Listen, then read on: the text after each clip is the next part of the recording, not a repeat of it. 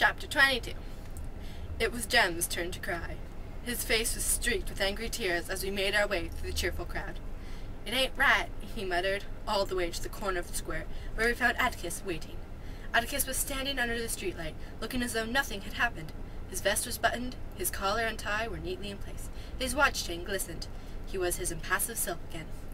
"It ain't right, Atticus," said Jem. "No, son, it's not right." We walked home. "It ain't right, Atticus," said Jem. "No, son, it's not right." We walked home. Aunt Alexandra was waiting up. She was in her dressing gown, and I could have sworn she had on her corset underneath it. "I'm sorry, brother," she murmured. Having never heard her call Atticus brother before, I stole a glance at Jem, but he was not listening.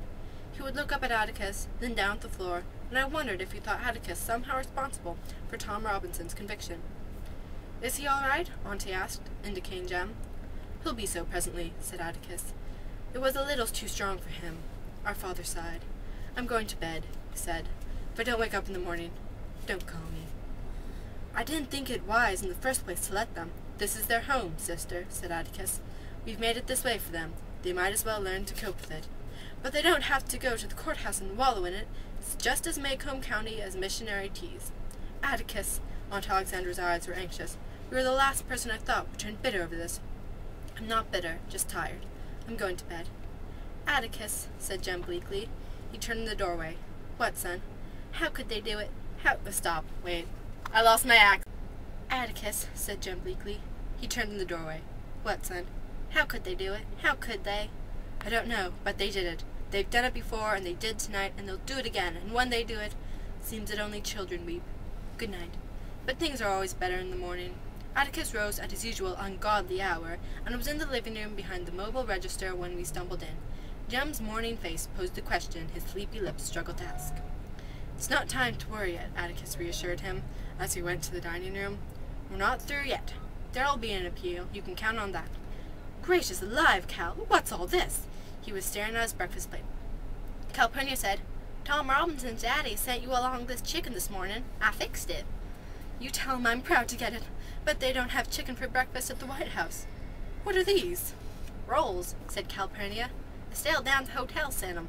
Atticus looked up at her, puzzled, and she said, "You better step out here and see what's in the kitchen, Mr. Finch." We followed him. The kitchen table was loaded with enough food to bear the family. Hunks of salt pork, tomatoes, beans, even scuppernogs. Atticus grinned when he found a jar of pickled pig's knuckles. "Reckon Auntie'll let me eat these in the dining room?" Calpurnia said, "This was all round the back steps when I got here this morning. They appreciate what you did, Mr. Finch. They aren't overstepping themselves, are they?" Atticus's eyes filled with tears. He did not speak for a moment. "Tell them I'm very grateful," he said. Tell them they must never do this again. Times are too hard." He left the kitchen, went to the dining room, and excused himself to Aunt Alexandra, put on his hat, and went to town. We heard Dill step in the hall, so Calpurnia left Atticus's uneaten breakfast on the table. Between rabbit bites, Dill told us of Miss Rachel's reaction to last night, which was, if a man like Atticus Finch wants to butt his head against a stone wall, it's his head. "I'd have got her told," growled Dill, gnawing a chicken leg, "but she didn't look much like telling this morning. She said she was up half the night wondering where I was, and she'd have had the sheriff after me, but he was at the hearing." "Dill, you've got to stop going off without telling her," said Jem. "Just aggravates her." Dill sighed patiently. "I told her till I was blue in the face where I was going. She's just seeing too many snakes in the closet. Bet that woman drinks a pint for breakfast every morning. No, she drinks 2 glasses full. Seen her." "Don't talk like that, Dill," said Aunt Alexandra. "It's not becoming to a child. It's cynical." "I ain't cynical, Miss Alexandra.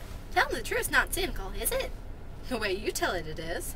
Jem's eyes flashed at her, but he said to Dill, "Let's go. You can take that runner with you." When we went to the front porch, Miss Stephanie Crawford was busy telling it to Miss Maudie Atkinson and Mr. Avery. They looked around at us and went on talking. Jem made a feral noise in his throat. I wished for a weapon. "I hate grown folks looking at you," said Dill. "Makes you feel like you've done something." Miss Maudie yelled for Jem Finch to come there. Jem groaned and heaved himself up from the swing. "He'll go with you," Dill said. Miss Stephanie's nose quivered with curiosity. She wanted to know who all gave us permission to go to court. She didn't see us, but it was all over town this morning that we were in the colored balcony. Did Atticus put us up there as a sort of Wasn't it right close up there with all those? Did Scout understand all the... Didn't make us mad to see our daddy beat? Hush, Stephanie. Miss Marty's diction was deadly. I've not got all the morning to pass on the porch. Jem Finch, I called you to find out if you and your colleagues can eat some cake. Got up at 5 to make it, so you better say yes. Excuse us, Stephanie. Good morning, Mr. Avery. Pause for a minute. I need to blow my nose. Excuse us, Stephanie. Good morning, Mr. Avery. There was a big cake and 2 little ones on Miss Maudie's kitchen table. There should have been 3 little ones. It was not like Miss Maudie to forget Dill, and we must have shown it. But we understood when she cut from the big cake and gave the slice to Jem. As we ate, we sensed that this was Miss Maudie's way of saying that as far as she was concerned, nothing had changed. She sat quietly in a kitchen chair, watching us. Suddenly she spoke. Don't fret, Jem. Things are never as bad as they seem. Indoors, Miss Maudie wanted to say something lengthy. She spread her fingers on her knees and settled her bridge work. This she did, and we waited. I simply want to tell you that there are some men in this world who are born to do our unpleasant jobs for us. Your father is one of them. Oh, said Jem. Well. Don't you well me, sir, Miss Maudie replied, recognizing Jem's fatalistic noises. You are not old enough to appreciate what I said. Jem was staring at his half-eaten cake. It's like being a caterpillar in a cocoon, that's what it is, he said. Like something asleep wrapped up in a warm place. I always thought Maycomb folks were the best folks in the world. At least that's what they seemed like. We're the safest folks in the world, said Miss Maudie.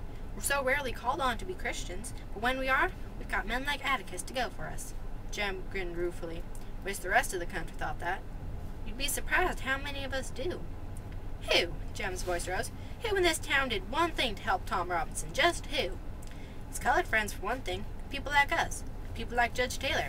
People like Mr. Heck Tate. Stop eating and start thinking, Jem. Did it ever strike you that Judge Taylor naming Atticus to defend that boy was no accident? That Judge Taylor might have had his reasons for naming him? This was a thought. Court-appointed defenses were usually given to Maxwell Green, Maycomb's latest addition to the bar, who needed the experience. Maxwell Green should have had Tom Robinson's case. You think about that, Miss Maudie was saying. It was no accident. I was sitting there on the porch last night, waiting. I waited and waited to see you all come down the sidewalk.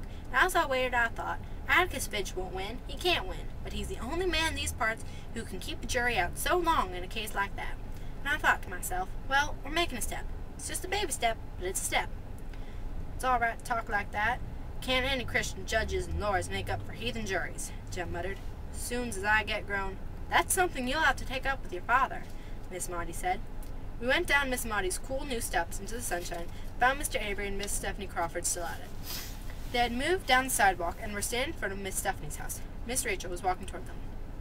I think I'll be a clown when I get grown, said Dill. Jem and I stopped in our tracks. Yes, sir, a clown, he said. There ain't one thing in this world I can do about folks except laugh, so I'm going to join the circus and laugh my head off. You got it backwards, Dill, said Jem. Clowns are sad. It's folks that laugh at them. Well, I'm going to be a new kind of clown. I'm going to stand in the middle of the ring and laugh at the folks. Just look yonder, he pointed. Every one of them ought to be riding broomsticks. Aunt Rachel already does. Miss Stephanie and Miss Rachel were raving wildly at us, in a way that did not give the lie to Dill's observation. Oh gosh, breathed Jem. I reckon it'd be ugly not to see him. Something was wrong. Mr. Avery was red in the face from a sneezing spell, and nearly blew us off the sidewalk when we came up. Miss Stephanie was trembling with excitement. Miss Rachel caught Dill's shoulder. You get in the backyard and stay there, she said. There's danger coming. What's the matter? I asked. Ain't you heard yet? It's all over town. At that moment, Aunt Alexandra came to the door and called us, but she was too late. It was Miss Stephanie's pleasure to tell us. This morning, Mr. Bob Ewell stopped Atticus on the post office corner, spat in his face, and told him he'd get him if it took the rest of his life.